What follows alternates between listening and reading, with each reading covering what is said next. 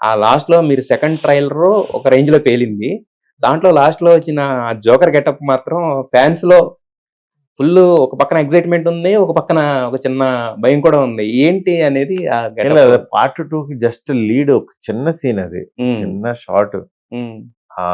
Part 2 కథలో భాగంగా తీసుకున్నదనమాట అది. హ్మ్. అది చిన్న సర్ప్రైజ్ అంతేగాని అది అంటే డెజర్ట్ లాంటిది లేచే ముందు.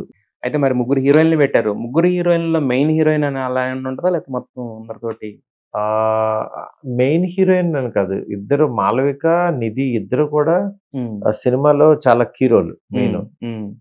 'రిధి' అనేది యాక్చువల్‌గా సినిమాలో వన్ ఆఫ్ ద సపోర్టింగే. హ్మ్. అంత పెద్ద ఇదేం కాదు. హ్మ్. జస్ట్ ఫ్రెండ్ క్యారెక్టర్ అట్లా అట్లా. హ్మ్. మెయిన్ మాత్రం వీళ్ళిద్దరే ఎక్కువ. యాహ్! అయితే 'రిద్ధి' అనేది అంటే మిగతా ఇద్దరంటే మీరన్నట్టు పెద్ద పెద్ద సినిమాలు చేస్తున్నారు ఇవి. బట్ 'రిద్ధి' చాయిస్ ఎవరండి? అంటే ఇంత పెద్ద సినిమాకి?